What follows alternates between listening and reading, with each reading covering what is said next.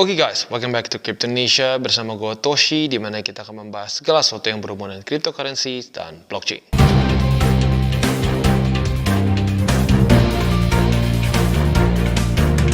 Oke, jadi pada hari ini guys, kita kembali lagi ke Crypto Reviews. Dan pada hari ini ya, kita akan membahas atau mereview mengenai BTC Minetrix ya. Nah, BTC Minetrix ini adalah suatu ini ya bisa dibilangnya mining services atau cloud mining yang terdesentralisasi. Nah, detailnya seperti apa kita akan bahas di belakang.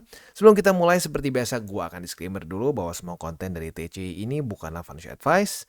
Ini semua bentuknya adalah edukasi ya. Oke, jadi untuk si disclaimer-nya udah beres, sekarang kita akan bahas mengenai si reviewnya ya. Jadi BTC Matrix ini masih dalam kondisi pre-sale ya. Ini akan sampai ke target 3.080.000 USDT baru dia akan launch ya. Nah, caranya seperti biasa ya, tinggal lu connect-kan saja di sini ya, connect wallet, lu pilih misalkan mau pakai MetaMask atau wallet lain. Kalau gue pribadi sih lebih suka pakai MetaMask karena lebih gampang ya. Tinggal connect-kan saja nanti ya. Tadi gue udah connect-in jadi nggak perlu lagi register. Buat lo yang belum pernah connect-in otomatis harus register dulu ya. Gampang sih, tinggal masukin password aja ya.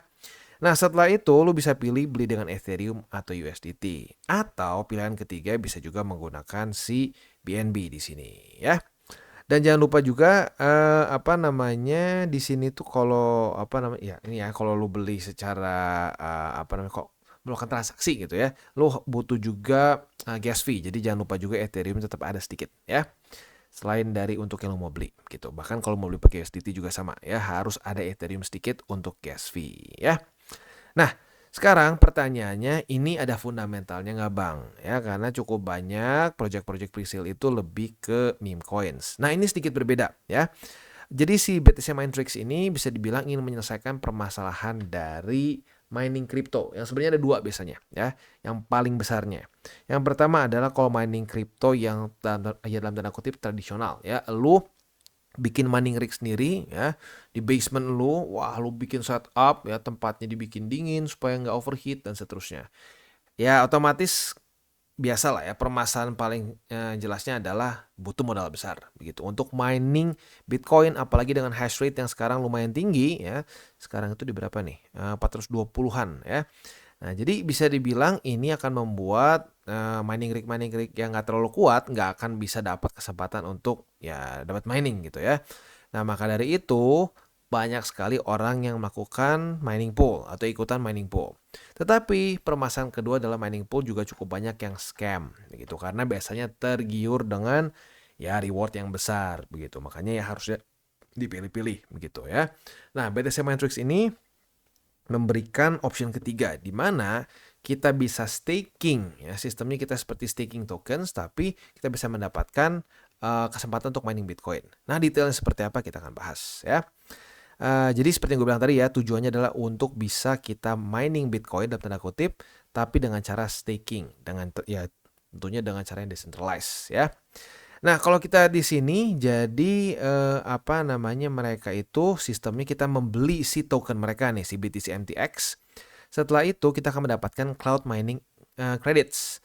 Nah, credits di sini yang akan fix gitu. Nah, si kredit ini fix, nanti kita akan bisa dalam tanda kutip tukarkan dengan mining power. Nah, mining power ini kita akan mendapatkan share berapa persen dari si operasi mining dari si BTC Minetrix itu sendiri.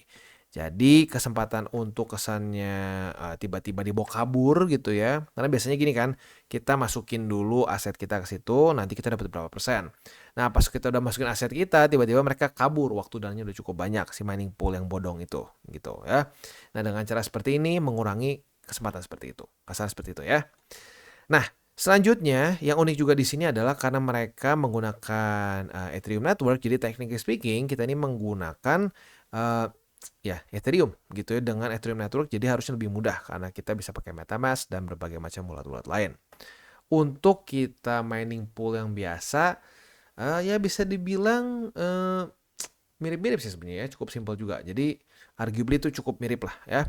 Nah, tetapi yang unik di sini adalah mereka ini menggunakan si BTC MTX token dulu. Kita beli dulu, udah gitu kita earn si non-tradable ERC20 token credits yang kita pakai untuk di burn.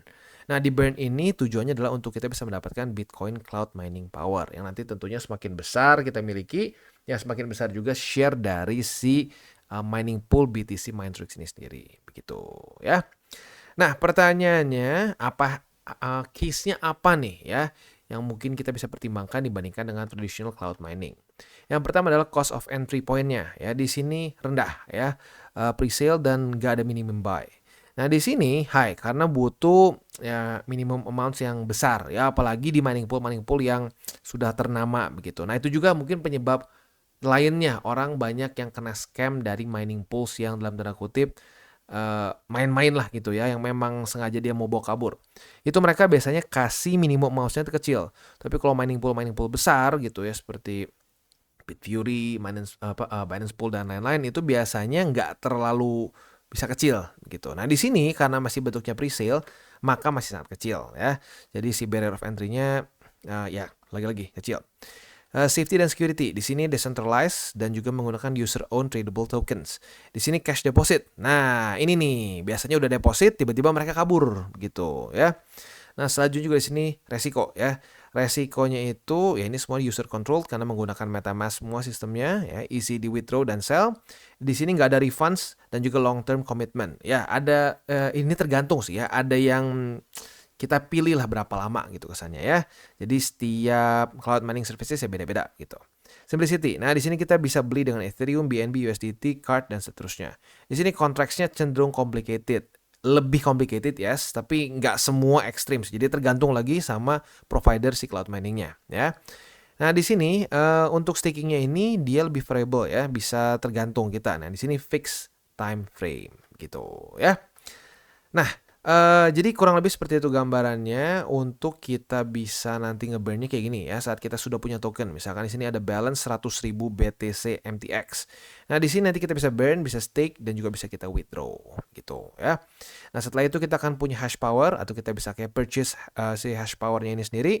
Nah, setelah itu kita akan bisa mendapatkan mining power yang tertentu gitu. Misalkan di sini mining power yang sudah kebeli 3,89 T per H dan seterusnya ya. Nah, di sini kita kan bisa lihat nih kurang lebih daily-nya dapat berapa, weekly-nya dapat berapa, monthly-nya dapat berapa gitu. Tentunya otomatis semakin besar si yang kita si hash power yang kita beli, semakin besar juga hasil dari mining pool ini yang akan kita dapatkan gitu. Jadi cara kerjanya balik lagi mirip dengan seperti mining pool in general. Tetapi perbedaannya lu beli dulu token dia, udah gitu lu burn. Nah, setelah itu lu bisa mendapatkan mining power. Nah, mining powernya ini baru kita bagikan lagi. Begitu ya. Nah, untuk roadmap sendiri kita bisa di sini kita masih dalam fase pertama yaitu pre-sale ya. Di mana pre-sale nanti akan ada ya staking dan seterusnya. Setelah itu development di mana di sini akan ada team expansion, ada negotiation with cloud mining conglomerates dan juga ada stake to mine contracts dan seterusnya. Setelah itu fase ketiga ada launch. Launch ini nanti akan ada burn mining credits untuk hash power, ada juga first mine BTC untuk wallet withdrawals dan seterusnya. Jadi lagi-lagi karena ini bentuknya masih pre-sale, otomatis kita masih belum bisa juga mendapatkan mining shares-nya gitu ya. Jadi kalau sudah rilis, udah dalam posisi launch baru nanti bisa. Nah, yang keempat baru nanti fase mass adoption ya. Jadi kurang lebih seperti itu gambarannya. Nah, selanjutnya kita akan bahas tokenomics. Untuk tokenomics kita bisa di sini Bitcoin mining si allocation-nya 42,5%, 35% untuk marketing, 15% untuk community dan 7,5% untuk staking. Nah, di sini gua ada kritik ya. Kritiknya apa? 35% marketing gitu. Nah, pertanyaannya nih, saat lo beli presale misalkan ya. Lo beli presale misalkan di harga sini. Ya, anggap misalkan naik gitu. Nah, dia naik misalkan sampai ke 0,1 atau 10 sen ya, misalkan naik 10x. Nah, tiba-tiba misalkan marketing ini memutuskan untuk kita perlu dana untuk ya marketing gitu.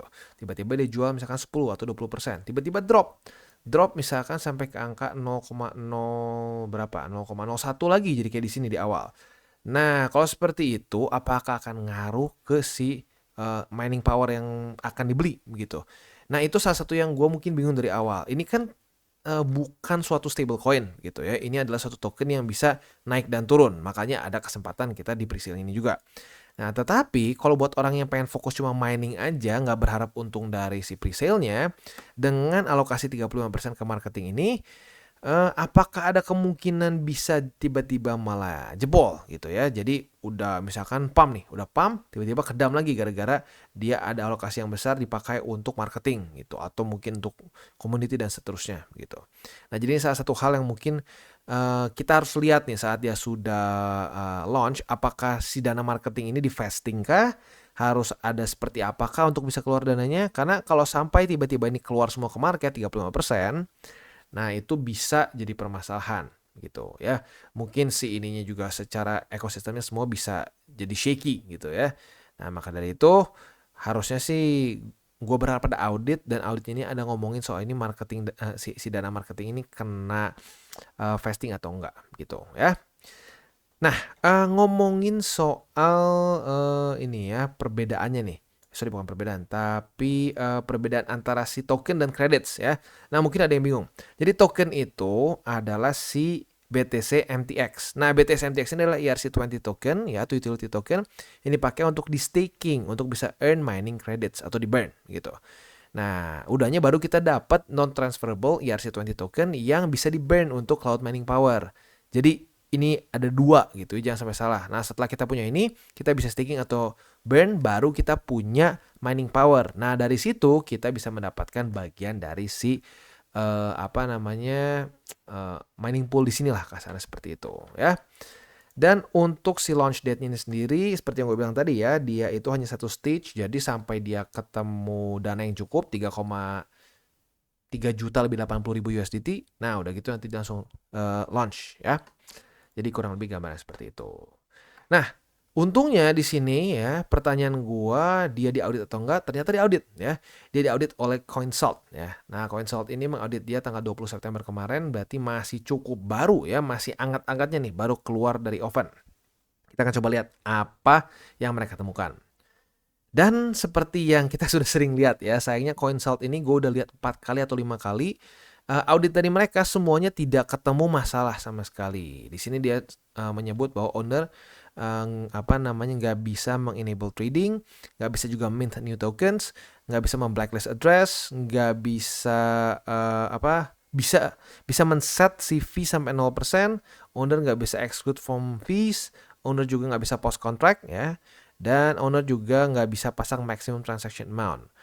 Nah, tetapi seperti yang gue sudah bilang ya, CoinSalt ini gue udah lihat 4 kali atau 5 kali, setiap audit nggak ada ketemu apa-apa. Jadi kayak aneh gitu ya. Kalau lu pernah lihat audit-audit dari misalkan firm-firm lain lah gitu ya, firm-firm lain itu seringkali adalah ketemu minimal informational gitu ya, atau low risk. Di sini sama sekali nggak gitu. Jadi nggak ada ketemu apapun. Jadi kayak sedikit aneh gitu. Jadi kalau menurut kalau gue pribadi ya, lebih baik dia audit lagi di firm lain. Mungkin ya saran gue bisa di Certic. Kenapa? Karena Certic gue nggak pernah sekalipun ketemu audit Certic yang nggak ketemu apapun. Pasti ada 1-2 hal minimal, low risk sampai informational gitu. Kalau sampai 0 gini dan sudah berkali-kali, sedikit meragukan gitu kalau menurut gue. Jadi ya semoga si Bitcoin Matrix ini bisa audit di tempat lain gitu. Dan kalau ngomongin soal di sini auditnya, lagi-lagi ini kan lebih ke ngomongin code dia ya, kalau kita lihat di sini. Jadi dia ya, dan ini lihat ya, semuanya pass begitu. Jadi kayak ya nggak tahu, gue kayaknya merasa butuh audit yang lain gitu. Karena CoinSalt ini berapa kali gue perhatiin, setiap dia ngaudit tuh kayak nggak ketemu apa-apa gitu ya. Nah, selanjutnya vesting. Di sini nggak ada ngomongin dia vesting sama sekali nih kalau gue lihat ya. Memang nggak selalu sih ya. Ada beberapa yang ngebahas sampai vestingnya, ada yang nggak. Kalau di sini kayaknya CoinSalt ini hanya mengaudit si code-nya saja ya. Jadi untuk urusan ini, apakah di vesting atau enggak kita nggak tahu. Jadi otomatis ini ada satu resiko yang harus kita pertimbangkan. Jadi kalau dari data yang gue dapat dari sini semua, kalau gue pribadi masih lebih menganggap ini peluang untuk pre-sale aja gitu ya. Untuk miningnya kita harus lihat saat dia sudah launch ya. Nanti saat dia launch ini apakah tiba-tiba terjadi dump parah karena offload dari bagian marketing sini atau tidak. Nah, kita harus lihat ya. Jadi kalau gua pribadi sih for now ya masih lebih melihat ini sebagai peluang pre-sale seperti biasa gitu. Jadi short term play. Ya, buat lo yang mungkin merasa bahwa oh, ini peluang Bang. Ya, boleh silakan, tapi sekali lagi datanya menunjukkan lebih cenderung kalau gua pribadi melihat ini lebih ke short term play. Jadi kita invest di kesannya tuh di stage pertama saat dia pump gitu ya. Nah, di situ kita TP gitu ya. Kalau gua pribadi lebih ke TP semua karena lagi-lagi dia untuk ngomongin fundamental ada. Dan ini ada gunanya nggak? Menurut gua ada gunanya. Tetapi masih kurang apa ya? Masih kurang satisfying gitu menurut gua ya. Data-data yang diberikan masih belum cukup dan yang paling besar masalahnya di sini menurut gua ya. 35% dipegang oleh marketing gitu. Nah, ini pertanyaannya di vesting atau enggaknya kita nggak tahu. Kalau tiba-tiba dibuang ke markets, yang dump gitu. Dan saat misalkan nih ya, dia naik misalkan dari 1 BTC MTX naik ke 0,10 sen ya, sorry ke 10 sen ya. Berarti kan 10x nih. Kalau tiba-tiba dia ngedump, itu ngaruhnya gimana ke si kreditnya. Nah, itu kita nggak tahu nih kayak gimana karena literally baru mereka yang punya sistem seperti ini. Apakah orang-orang yang mungkin dia beli misalkan saat dia udah di atas, apakah dia akan rugi gitu ya. Jadi kesannya kayak ada selisih rate yang merugikan buat mereka gitu untuk si mining powernya. Nah, itu juga belum terlalu dijelaskan. Jadi lagi-lagi kalau gue pribadi melihatnya lebih ke satu peluang untuk melakukan short term play ya. Saat dia sudah lewat stage pertama dia listing, nanti dia pump, nah di situ kita TP gitu ya. Oke, jadi kurang lebih seperti itu gambarannya untuk BTC Mindtrix. Sebenarnya untuk fundamentalnya ada gunanya menurut gua dan permasalahan dari Bitcoin mining pool yang tidak apa ya yang tidak amanah lah gitu kasarnya ya, memang cukup banyak juga gitu. Nah, tapi ya lagi-lagi apakah itu mengharuskan dengan sistem seperti ini? Kalau menurut gua nggak juga, bisa pakai cara misalkan ya kalau lo belum mampu misalkan ke mining pool yang minimumnya rada gede yang aman ya jangan dulu ikutan mining pool. Ada berbagai macam cara lain untuk kita bisa mendapatkan yield dari aset kripto kita gitu. Jadi ini suatu solusi yang sebenarnya nggak hanya satu-satunya ini aja caranya gitu. Menurut gue bisa dengan ada cara-cara lain juga gitu. Jadi bisa dibilang keberadaannya itu optional gitu ya. Jadi sekali lagi kalau gue ulangi lagi ya. Sekali lagi kesimpulannya adalah ini lebih ke short term play. Stage 1 beres, dia pump, kita TP gitu ya. Nah, TP-nya gue balikin ke lu masing-masing. Dan kalau ini gue tetap masukinnya dalam kondisi buat orang-orang yang sudah biasa pre-sale ya. Jadi bukan pre-sale yang fundamentalnya kuat gitu. Kalau fundamentalnya kuat itu mungkin buat orang-orang baru masih bisa. Karena ada possibility bisa sampai medium term. Tapi kalau ini gue masukinnya tetap ke buat orang yang sudah biasa melakukan pre-sale. Karena lagi-lagi concern utama gue di sini ya. Di bagian si 35% dana untuk marketing gitu ya. Jadi kurang lebih seperti itu review gue mengenai BTC Mindtrix. Dan buat kalian yang belum nonton DCWT atau Daily Charting with Toshi, bisa klik di sini, di mana kita akan daily chart your favorite cryptocurrencies. Dan buat lo mungkin masih bingung cara baca chart, candles, dan hal-hal mendasar lain, bisa juga klik di sini, ada tutorial with Toshi. Dan buat lo yang belum punya mungkin akun di beberapa exchanger besar, bisa cek link reflektor di bawah. Dan jangan lupa juga untuk join Telegram grup kita, di mana kita bisa ngobrol-ngobrol santai mengenai dunia cryptocurrency secara dua arah. So jangan lupa untuk like, subscribe, click the bell icon, and see you on the next video.